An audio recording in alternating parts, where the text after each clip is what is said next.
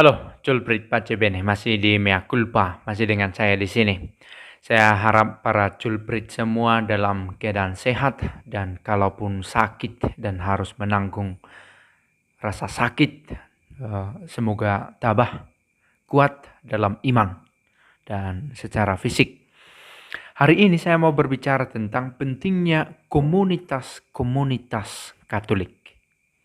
Yang saya maksud di sini adalah kelompok-kelompok kategorial yang bernafaskan kekatolikan.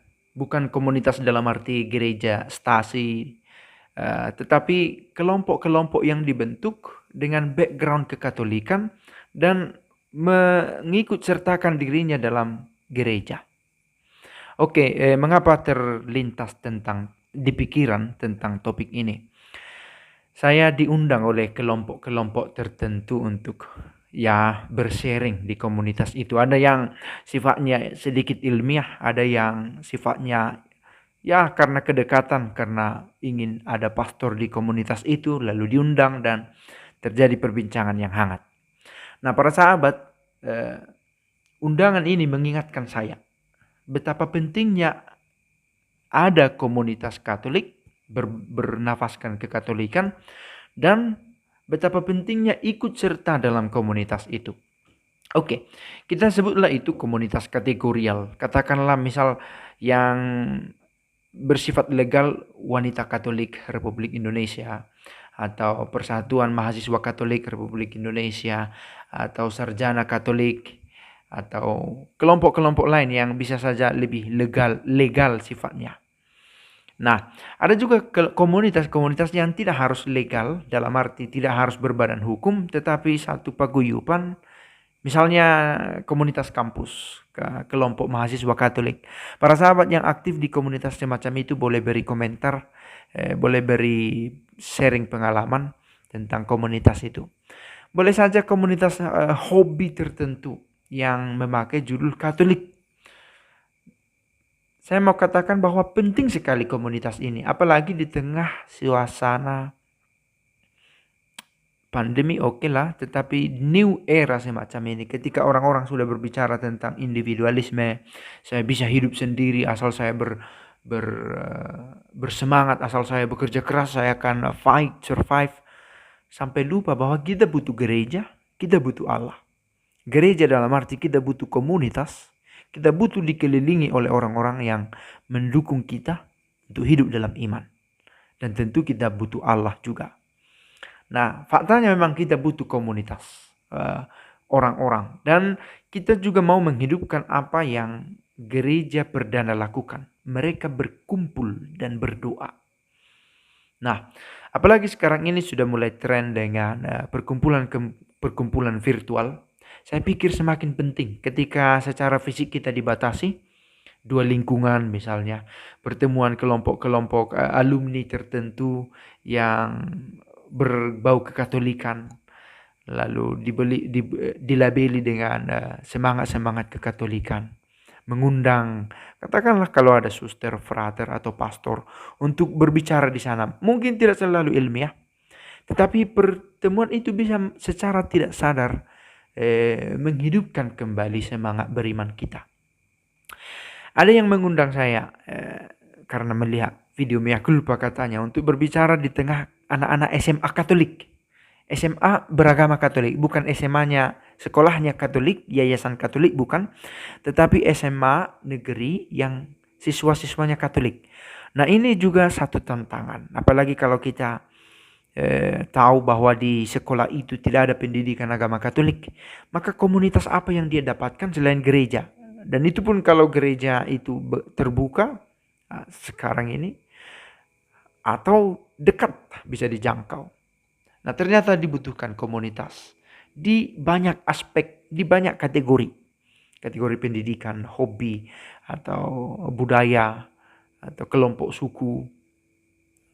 Di perantauan misalnya, keluarga Batak Katolik, keluarga Karo Katolik, keluarga Jawa Katolik di daerah Sumatera, di macam-macam.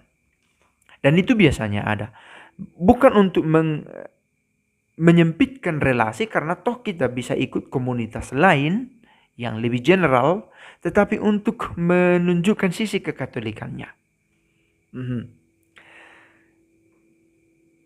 Dan saya pikir ini salah satu cara untuk menanggapi undangan Yesus, untuk menanggapi undangan, datanglah kepadaku kalian semua yang lelah, lesu, berbeban berat, aku akan memberi kelegaan. Pertanyaan, kemana kita datang? Apakah datang ini maksudnya soal tempat?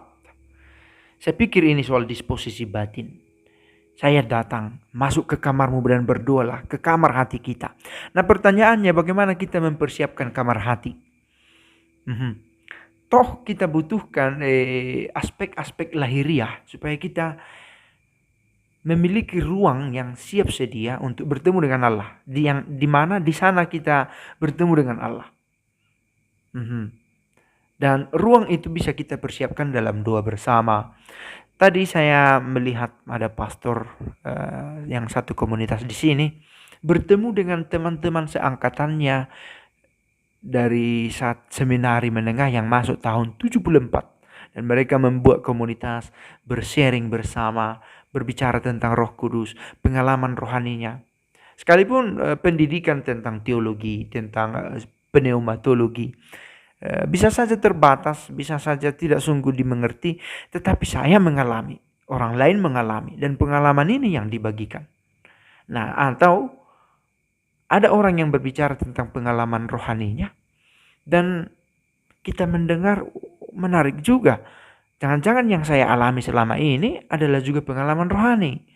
Nah, ternyata dibutuhkan komunitas-komunitas untuk menyemangati kita, membentuk suasana rohani religius yang kita jalani. Nah, kembali ke topik tadi, ternyata kita membutuhkan komunitas-komunitas yang bernafaskan kekatolikan. Hanya saja perlu diawaskan. Pertama, jangan sampai berpikiran bahwa aktivitas rohani di komunitas ini menggantikan gereja. Oke?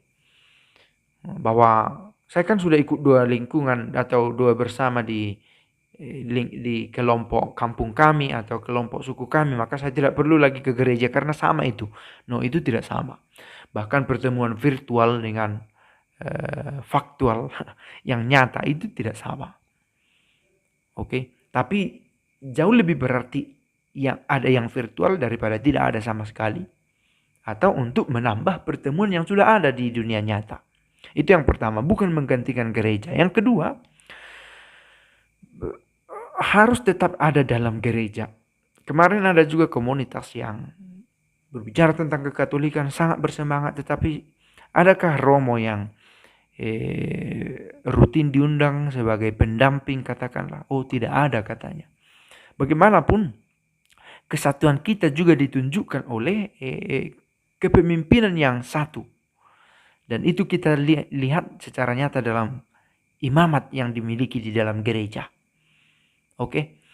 Sebisa mungkin kita yakin bahwa dengan kehadiran pastor menunjukkan ya ini bagian dari gereja Katolik.